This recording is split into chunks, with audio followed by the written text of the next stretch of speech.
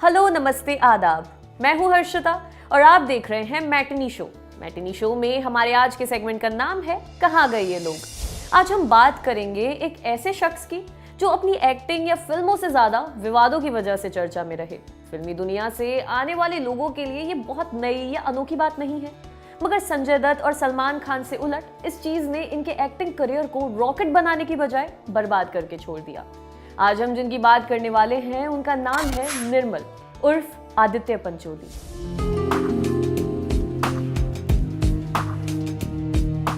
निर्मल पंचोली का जन्म 4 जनवरी 1965 को रायबरेली में हुआ था। ऐसा कई मीडिया रिपोर्ट्स में दावा किया गया है, मगर ये गलत इंफॉर्मेशन है। निर्मल उर्फ आदित्य पंचोली का जन्म 12 सितंबर 1965 को मुंबई में हुआ था। मां अरुणा और पिता राजन पंचोली फिल्मी दुनिया से ताल्लुक रखते थे। राजन पंचोली ने अपने करियर में कुछ फिल्में डायरेक्ट की थी, मगर उनका रिकॉर्ड बहुत ढूंढने पर भी नहीं मिल सका। आदित्य की शुरुआती पढ़ाई लिखाई बॉम्बे के सेंट जोसेफ्स हाई स्कूल से हुई। आदित्य अपने एक इंटरव्यू में बताते हैं कि फैमिली के फिल्म बिजनेस में होने के बावजूद उन्होंने कभी फिल्मों में जाने के बारे में नहीं सोचा था। वो अच्छी कद काठी के थे, इसलिए देश की सेवा करने के लिए नेवी में जाना चाहते थे। मगर एक दिन कुछ यूं हुआ जिसने आदित्य की जिंदगी हमेशा के लिए बदल कर रख दी।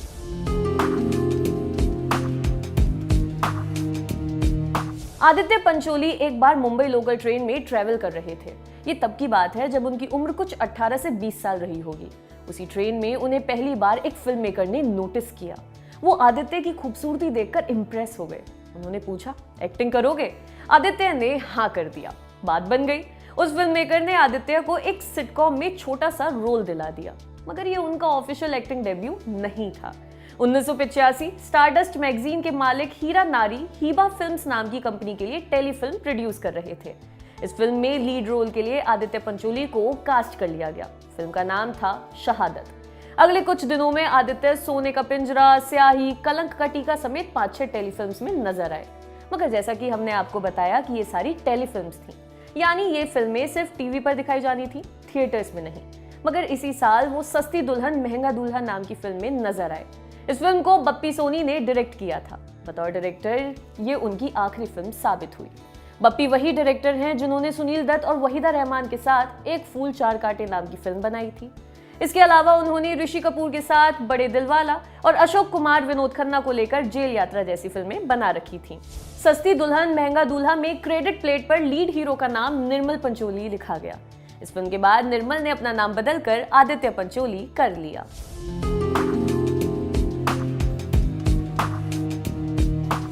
आदित्य पंचोली के करियर की पहली बड़ी फिल्म थी Dayavan. Kamal Haasan starrer blockbuster Tamil film Nayakan की इस हिंदी रीमेक में विनोद खन्ना और माधुरी दीक्षित ने मुख्य किरदार निभाए थे। फिल्म में आदित्य का रोल विनोद खन्ना के दामाद का था। ये फिल्म सुपर हिट साबित हुई। आदित्य को दनादन काम मिलने लगा, मगर अपने प्रोजेक्ट्स कायदे से चुनने की बजाय आदित्य हर दूसरी फिल्म में नजर आने लगे। लीड रोल में उनके करियर की पहली फिल्म थी केसी बुकाडिया की प्रोडक्शन में बनी कब तक चुप रहूंगी। फिल्म नहीं चली। इसके साथ साथ वो तमाम फिल्में भी पिटने लगी जिसमें आदित्य लीड एक्टर के तौर पर दिखाई दिए थे। आदित्य को भी धीरे धीरे ये समझ आने लगा कि हीरो के तौर पर उनका करियर खत्म हो चुका है, इसलिए अब वो सपोर्टिंग रोल्स करने लगे थे। आगे उन्होंने संजय गुप्ता की आतिश, Shahrukh Khan, Juhi Chawla starrer yes boss और अमिताभ बच्चन के साथ आंखें जैसी फिल्मों में काम किया। यस बॉस में नेगेटिव रोल करने के लिए उन्हें फिल्म फेयर बेस्ट विलन की नॉमिनेशन भी मिला, मगर उनकी बदकिस्मती रही थी कि उसी साल गुप्त जैसी तगड़ी थ्रिलर रिलीज हुई थी। फिल्म में बेहतरीन परफॉर्मेंस के लिए यह अवार्ड काजोल को मिल गया। अपने करियर पर बात करते हुए आदित्य बताते हैं कि जब उन्होंने एक्टिंग शुरू किया तब वो मात्र 18 साल के थे। उन्हें इतनी कम उम्र में ढेर सारा पैसा और फेम मिल गया। उन्हें समझ नहीं आया कि इन चीजों को कैसे हैंडल करना है, मगर वो अपनी सबसे बड़ी कमी ये मानते हैं कि उन्होंने कभी अपनी इमेज पर ध्यान नहीं दिया। समय के साथ उनकी छवि एक बिगड़ैल फिल्म स्टार की बनती चली गई, जिसने उनके करियर और जीवन को बहुत नुकसान पहुंचाया। मगर अपने इस अफसोस को वो पॉजिटिविटी में लपेटकर कहते हैं, हर एक्टर के करियर में 10 अच्छी फिल्में होती हैं, मेरे करियर में 5 हैं, बट नो रिग्रेट्स।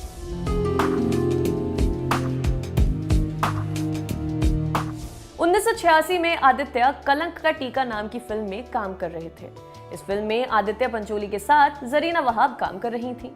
जब अमिताभ बच्चन से शादी के बाद जया बच्चन फिल्मों से दूर हो गई तो जरीना को उनकी रिप्लेसमेंट के तौर पर देखा जाने लगा था। इसके पीछे की वजह ये थी कि जया की ही तरह जरीना ने भी पुणे फिल्म इंस्टीट्यूट से एक्टिंग की ट्रेनिंग ली थी। साथ ही उनकी एक्टिंग में एक खास तरह की सब्टिलिटी पाई जाती थी। 1974 में करियर शुरू करने के 5 सालों के भीतर जरीना बड़ी स्टार बन चुकी थी।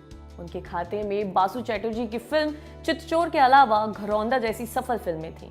1978 में उन्होंने कमल हासन के साथ मदनो सल्वम नाम की एक मलयाली फिल्म में काम किया, जो बड़ी हिट रही। कहने का मतलब वो स्टार बन चुकी थी। कलंक का टीका के सेट पर आदित्य और जरीना पहली बार मिले। आदित्य उम्र में उनसे 6 साल छोटे थे। कुछ ही दिनों में इनकी खूब बनने लगी। फिल्म की शूटिंग के दौरान ही इन दोनों ने डेटिंग करना भी शुरू कर दिया। फिल्म की रिलीज के अगले कुछ ही दिनों में इन दोनों ने शादी करने का फैसला ले लिया, मगर जरीना के परिवार वाले इस इंटर रिलीजन शादी के सख्त खिलाफ थे। मगर परिवार वालों के खिलाफ जाते हुए 1986 के आखिर में जरीना और आदित्य ने शादी कर ली। कागज पर उनकी शादी आज भी मजबूत नजर आती है, मगर आदित्य ने खुलेआम मीडिया में इस बात को स्वीकारा है कि वो अपनी पत्नी के प्रति 1 से ज्यादा बार अनफेथफुल रहे हैं। आदित्य पंचोली का नाम मोनिका बेदी और कंगना रनौत जैसी फिल्मी महिलाओं के साथ जुड़ चुका है।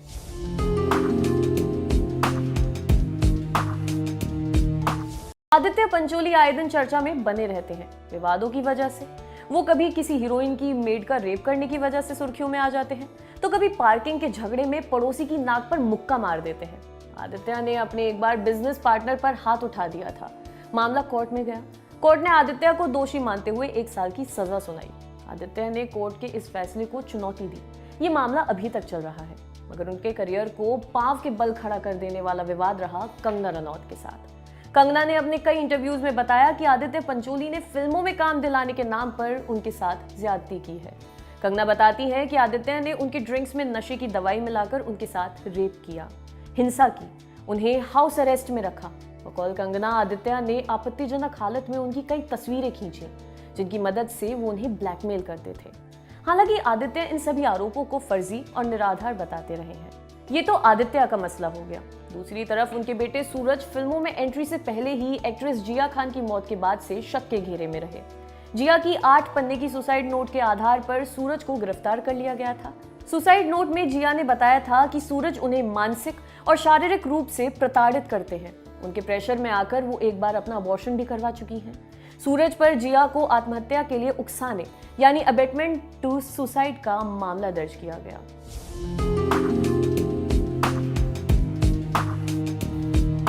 संजय गुप्ता की 2004 में आई फिल्म मुसाफिर में मेन विलन का रोल करने के बाद आदित्य फिल्मों से गायब हो गए।